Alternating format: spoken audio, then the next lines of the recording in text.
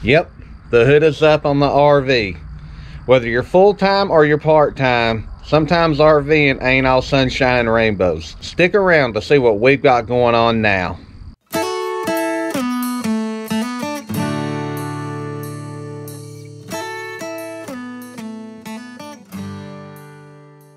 If you're a returning subscriber, thank you for coming back. If you're new to the channel, please consider subscribing by hitting the red button down below.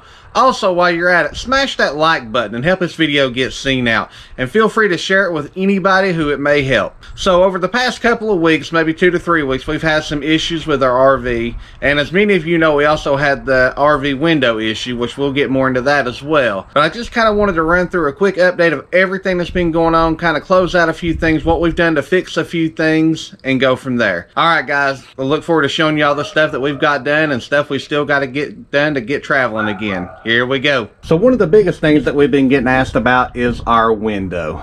And as you can see, the window is now completely fixed. After about 9 weeks of dealing with Newmar, finally getting the right window in, I was able to get this put in. I actually had to do it myself because the workers were busy that I was going to hire to do it. So sometimes you got to do what you got to do. So one of our next issues was in our wet bay, which always sucks. But what we found was, and I'm going to try to get this in here, is this little area right here was leaking. And I think that was really my fault because I always leave this setup hooked up and I think it was pulling on it as we were traveling and messing it up. But one of the things I did to fix this, I always left this because it didn't leak. So what I've done is now I've actually added these quick connects on here. So now I can just hook and unhook and be done. And that I think will save us a lot of time at the parks. Plus I can get this water hose and wrap it up a whole lot cleaner and make all this look a whole lot nicer and take that weight off of here. And one of the other things that I did as well while doing this, I'll walk you over here and show you the main connection, is on my main connection here, I actually have the same thing. I've got the quick connect, so now I can quickly hook and unhook, be done, and I don't have to worry about leaks. And I'm also adding one here for my black tank flush hose, so that way I'll have a quick connect on it as well and just try to avoid any leaks going forward. So that was problem number 2 we had. We do now have that fixed, but it was aggravating because our bay actually froze, so it went out when weather was at its coldest. It was 19 degrees at the campground and our whole bay actually froze up, so the water was leaking down and everything turned into ice, so I had to clean everything out. And another problem with these Newmars is they really don't have a drain plug for this. So what I did was I drilled me 3 little holes over here, so if there is any water it can just drain right back out and it's not a big deal. So that was problem number 2. So now on to probably what was our worst problem that we had to deal with, and it involved these, which are connectors, and some 2-gauge wire, which I will show you down here in just a second. But we lost all 12-volt power to our RV. And something that I learned that I really was not aware of is it doesn't matter if you're plugged in, if you got 110 power, whatever the case may be, when you lose 12-volt power, your RV is basically useless. And I'll talk more about that as I walk you through this stuff. So here again you see the connectors, and I got some 2-gauge wire there. Nothing runs on 110 hardly except your outlet. So if your 12-volt goes down, you lose your heat, you lose your water pump, you lose pretty much everything. You can't bring your slides in, you can't bring your levelers up if you got automatic levelers, so you're kind of just stuck. And so what had happened was I was able to use this wire.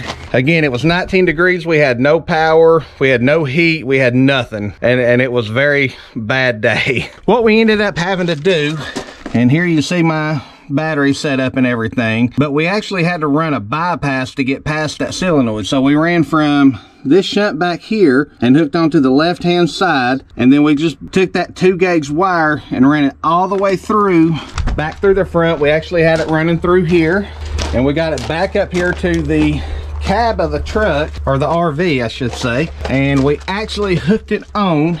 There is a little tie right back in there. I don't know how good you can see that, but we tied it onto the right hand side of that tie, and that put power back to the RV. That was a temporary fix that worked out well. So that was our power issue.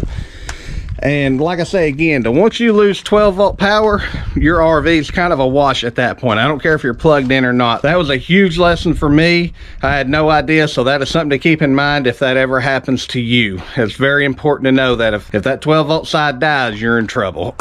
The most important thing to me is that making sure that if something does go wrong, that I either help them bypass to get everything working again, or to actually have the fix. And you know, that's why when I want my customers to feel comfortable in that once a system is finished, yes, everything's brand new. There are so many things that are touched upon whenever you have one of these systems installed. You're replacing your entire 12 volt system. You're tapping into your 120 volt shore power. It all feeds through the multiplus. You have a different power system coming in from a roof that also has to be managed. My goal is to make sure that I'm extremely meticulous and making sure that whenever we separate, that you know how your system works and that it's going to keep working. That's why it's good for us to go through all the steps at the end of a job and make sure that everything works. That's the testing. That's what has to happen. As a technician, if I install something that fails, I take it personally to make sure that I can help you get it going again, because it's no fun with having an awesome system that it just won't work. That's why I've had to reinstall a couple of systems, because somebody installed things that it failed continuously, and they brought it to me.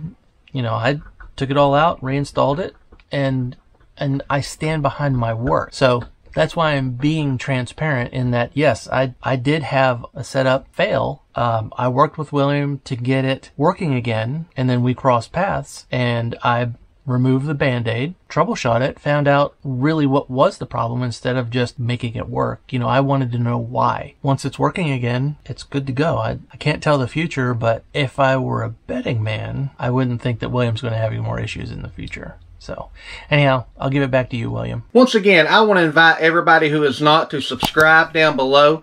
Also, if you can, please hit that like button for me and help this video get shared out. And I also wanted to say, leave a comment down below. Let us know of some of the horror stories you've went through. I know everybody's had bad stuff happen in this. I mean, everybody has problems at some point or another. This is really the first major problems that we have had since we started RVing almost a year and a half ago, 2 years ago. So can't complain too much about that. But I also wanted to share out that coming up next week in our video, we have a major announcement that is going to change our channel. It's going to change the way that we do things. So I just wanted to share it out with everybody, let you know to keep a heads up for it, and can't wait to share with y'all what it is. So this one will be good news. So just bear with us, and hope you enjoyed this video, and hope you enjoyed the next, and you'll keep coming back. Thank you all so much for watching. Bye.